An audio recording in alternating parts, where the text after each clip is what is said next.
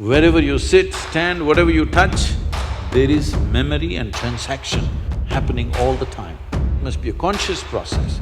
If it's a compulsive process, then you will pay the price for it. It is not that this is sin, that is sin. The question is, what is your priority in your life?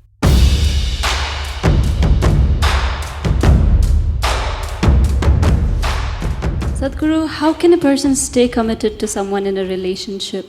Is it natural to love someone and yet be sexually attracted to others? What should be the proper course of action that should follow, or how does one handle this? See, there is a psychological integrity, there is emotional integrity, but there is a biological integrity also. Integrity does not mean morality. Integrity means you create a situation where it works best for you. So when we say integrity, suppose I say, there is a certain integrity to my body, this means it's strong and resistant to a whole lot of things, isn't it? It doesn't mean I'm morally stuck in something. So I'm talking about… I want you to understand the word integrity in that context. We're talking about integrity in terms of strength of this life. So if that is the thing, is it true? Do you remember how your great-great-great-great-great-grandmother 10 generations ago looked like? Do you remember? No. But her nose is sitting on your face. Yes or no? Body remembers, isn't it? Body remembers your forefathers 1,000,000 years ago. Yes or no? So what you're calling as my body is a heap of memory, isn't it so? It is. Memory or no? See, now from Nepal you came to Shillong, you eat a lot of this Meghalaya food, your features won't change because your body remembers what is your genetics, no matter what. Or you start eating, let's say, cow's food or dog's food, your body will not get confused and become a dog or a cow because there is evolutionary memory in this. Do what you want, it never gets confused, isn't it? You start thinking I'm a dog and start barking like one, still the body won't change. Yes or no? Mentally you can, but body has such a deep-rooted memory. So this entire body, what you have, is essentially a certain integrity of memory. If that loses that memory integrity, then you will see it will become vulnerable to so many things. Now, the nature of the body is such that anything that you touch with a certain level of involvement will naturally absorb that memory.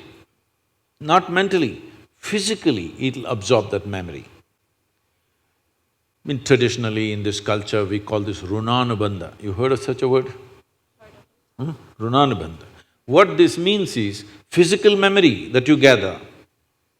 Why people… you will see this with people, let's say in their home, they will go and sit in one place. This will usually the older people you will see, they want to go and sit in the same place.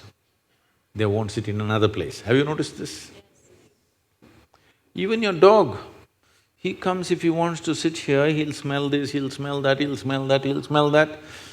And after much searching, he will settle down in that particular place. Next time you chase him somewhere, he comes, he goes and sits in the same place. Because there is memory. Today there is forensic equipment where you're sitting here right now, you went away. After 2, 3, 8 hours, if they come, not with a dog can easily do it. But with forensic equipment, we come here and just check this chair and we know it was you who was sitting here, not somebody else. So there is memory. Wherever you sit, stand, whatever you touch, there is memory and transaction happening all the time. Well, you come from Nepal, in India also it's very much there, in south is very strongly there, north maybe it's become weakened. People never give salt to another person. Do you know this? Here also? If somebody gives you salt, you say, please keep it there. Because there are certain materials which transmit memory much better than others. Salt, sesame seeds, lemons, like this if you give traditional people, they'll say, keep it there, I will take it. because they don't want to develop Runanubandha with you.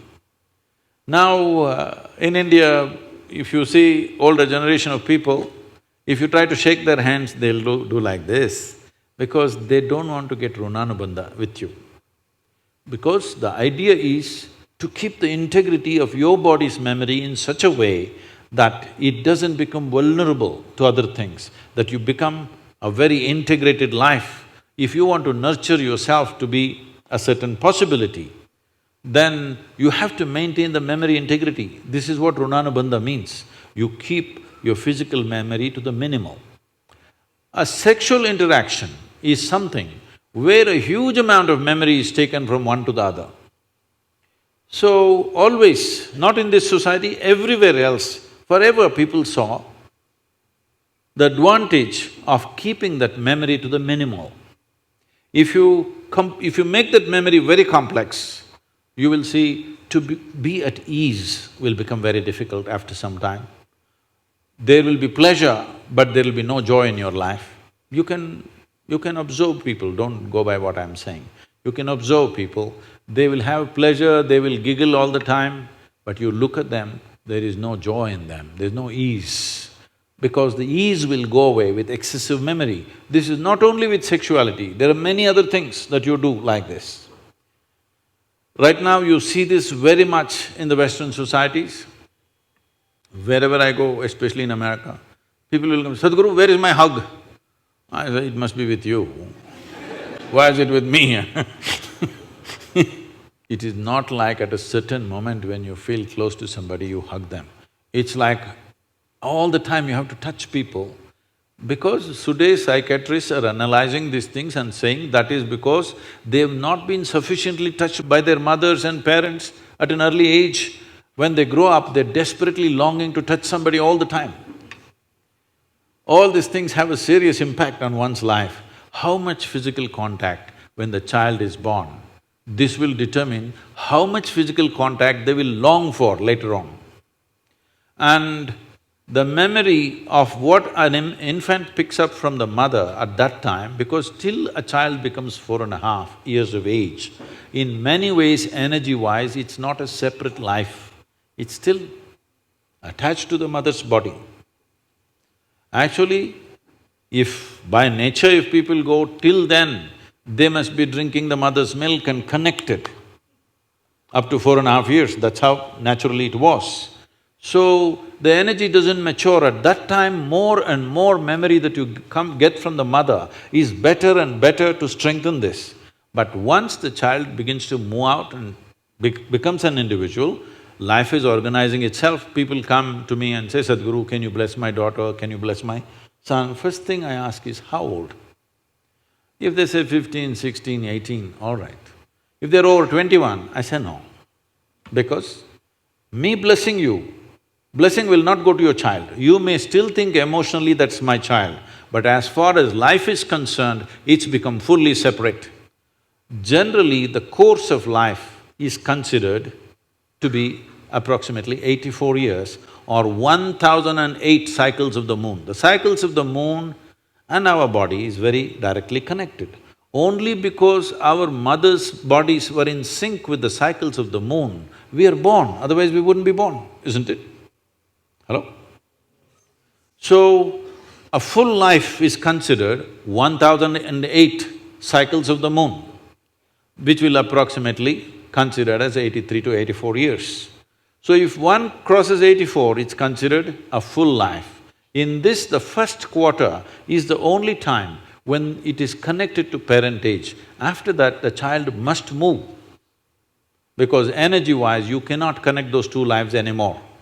So that is when the longing, if you have not created enough integrity within yourself, the longing for another body multiplies. Even though the hormonal phase may be higher between 15 to 20, the longing to bind and bond with somebody increases after 21 years of age, because unknowingly you're like a satellite who fell off the main mother. You come off the motherboard. Now you want to attach to something unless you find some integrity. This is why between 12 and 18, one must do lot of sadhana to strengthen the body so that You don't desperately bind yourself to something or somebody. You must consciously, if you wish to take a partner, it must be a conscious process. If it's a compulsive process, then you will pay the price for it. This is not a question of morality. It is not that this is sin, that is sin. The question is, what is your priority in your life? If your priority is to make this life rise to a higher possibility, then you must be conscious. If you want to somehow live and go, it's okay.